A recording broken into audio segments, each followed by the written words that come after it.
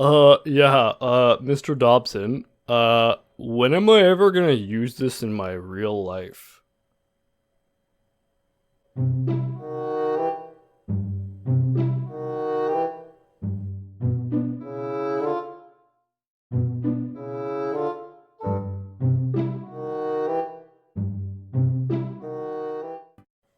Hey everyone, welcome back to another episode of Discourse with Dobson. I'm your teacher, Mr. Dobson, and today I'm going to be talking to you and giving you my opinion about 5 significant mistakes that high school students often make when they're at school.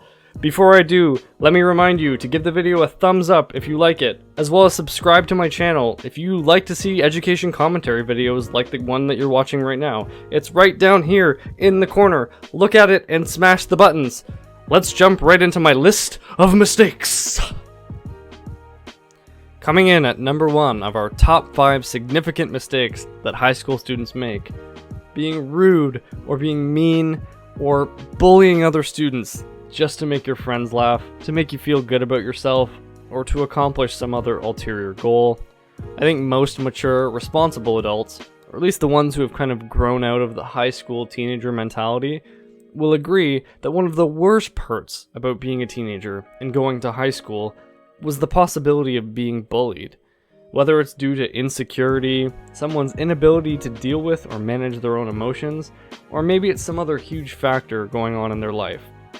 What doesn't change is the fact that understanding that this is a problem does not make it go away as an adult.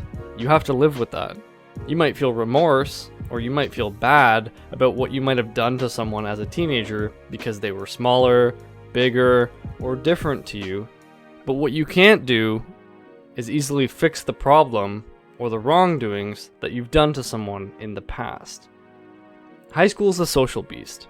I get that sometimes you might not feel comfortable sticking up for someone else because it kind of isolates you from your group, your social circle. Or perhaps the person being mean is a friend of yours.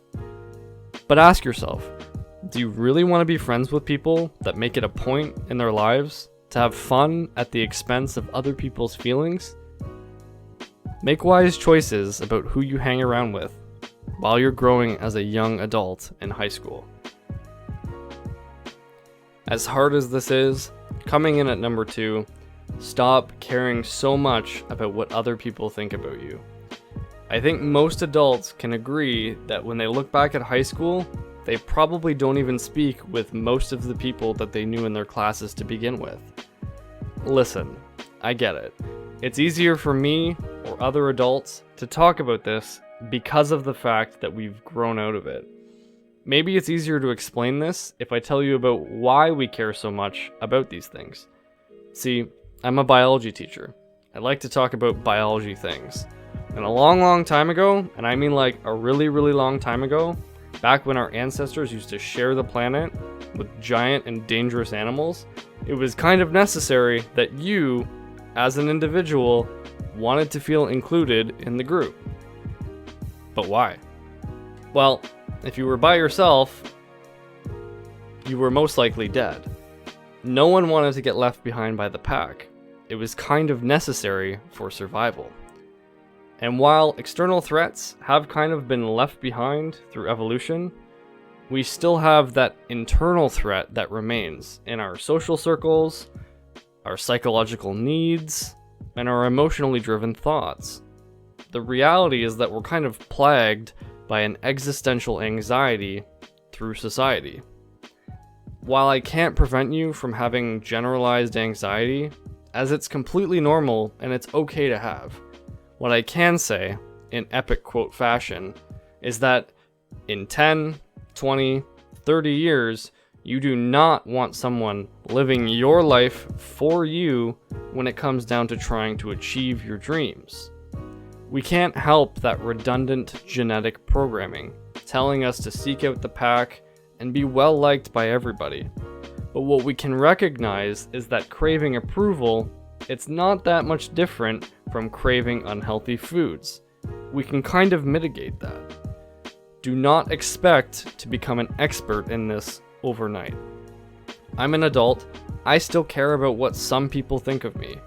But everyone? No way. I don't have time for that.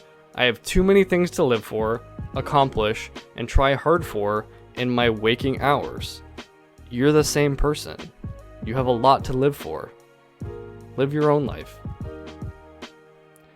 Every time that I think about this next mistake, I have to take a step back and think about things like my privilege, or how I'm different from a lot of other people. This mistake is not asking for help. Please, for the love of God, ask for help. You're a teenager. You are not expected to know everything from a textbook. You are not expected to make fully fledged, adult-level decisions all the time. Anyone who tells you otherwise is fooling you. Whether it be for your own learning difficulties, accommodations that you need, clarification of a concept from a lesson that your teacher has taught you, whether it be for mental health support, coping strategies, meditation and breathing techniques, or any other health-related issue that's hurting you. Whether it's because of harassment, bullying, physical or sexual assault, or anything else that's making you uncomfortable to the point that it plagues your mind.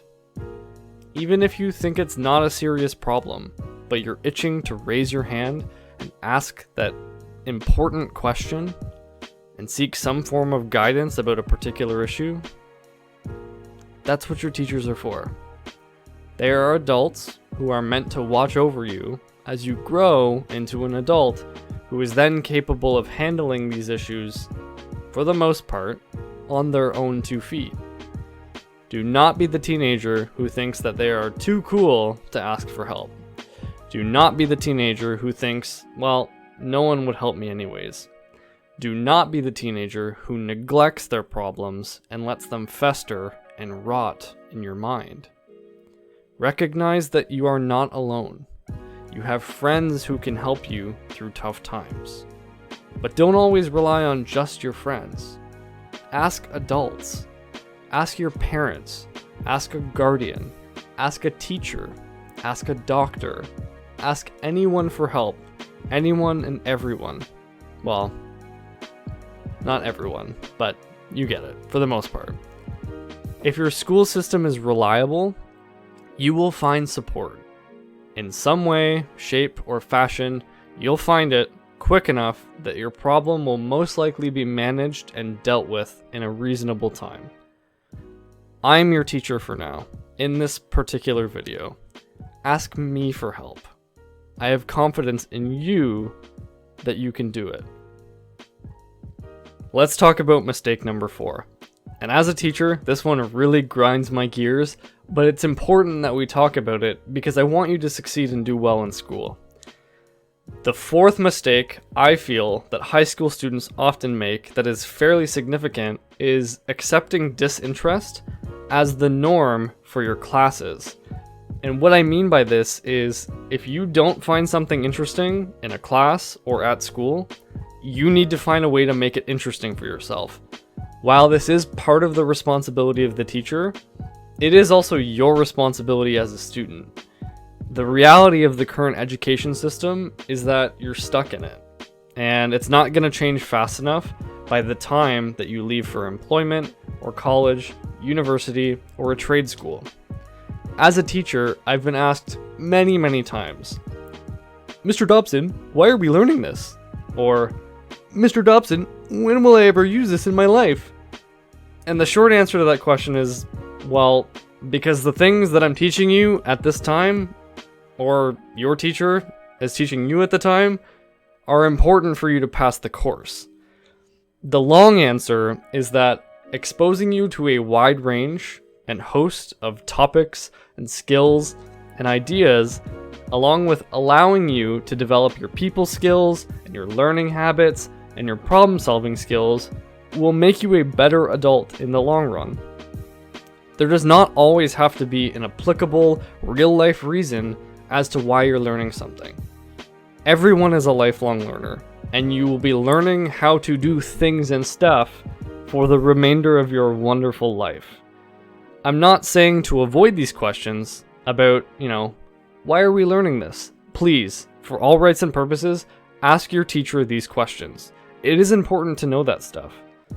But don't be offended if you cannot find an easily applicable answer to your inquiry. Sometimes it's to apply a skill. Sometimes it's to make you a faster thinker or a better problem solver. Sometimes it's just about the grit and the struggle. But sometimes the point of learning is just to learn. That's your job as a student, to learn. You have every right to your emotions and feelings. You're allowed to feel frustrated and upset when you feel like something is difficult or not immediately relevant to your tastes and interests. But don't let these negative premonitions blind you from succeeding in an environment like school and getting to the places that you ultimately want to be at. Your life. Last but not least, let's talk about the fifth mistake that high school students often make: rejecting failure and hating yourself for making mistakes. I'm gonna be real here for a second. Cut the music. Nope, cut it now. Cut the music. You're going to fail. You absolutely will. Something at some point in your high school life is going to go wrong. It's going to be catastrophic. It might be a homework assignment that you stayed up into the dark hours of the night working on. It might be a test that you studied days for, only realizing that after you've left the classroom, you definitely bombed it when you hear everyone saying things like, "Oh, what did you get for question number 10?" It might be a tryout for a school team where you thought you were the best player for the position, but someone outshined you and totally schooled you on the court. It might be a social situation when you ask someone out on a date and you've been eyeing them for a while and you're met with just flat out rejection. You're gonna fail at something. You will. But now that you know that, or at least recognize that, well, just know that you're not perfect. And you'll always make mistakes, but you can manage that. Use failure as a way to learn. What went wrong? What can I do better next time? How can I change my attitude and my behavior to push me forward? Are there any glaring obstacles in my way? Sometimes you're going to fail simply because the stars didn't align correctly. Sometimes you'll fail because the system is on top of you and it's bearing down on you. Sometimes you don't have a choice if you'll fail or not. Sometimes this set of rules and regulations in place are specifically trying to make you fail. It sucks. Systemic racism and discrimination suck. But you have to stand up though. You have to find your feet and you have to move forward. Maybe you'll walk directly in the face of failure, with adversity and courage. Stand up for what you think is right. Maybe you'll fight against the bully next time. Maybe you'll run for student council, become involved, and work towards correcting the values and beliefs in your immediate environment. Maybe you'll study harder, or in a different way, to pull your grades up. But you have to accept failure for what it is. A learning opportunity to do better. And now that you've come to the end of my video, thank you very much for watching. I appreciate your viewership. General advice, just be yourself. Try not to get yourself killed when you're in high school. Stay away from vaping. And just be a good person. Do what you would want do to you, whatever it... I don't remember what the saying is. Just be good to people, right? Anyways, thanks for watching.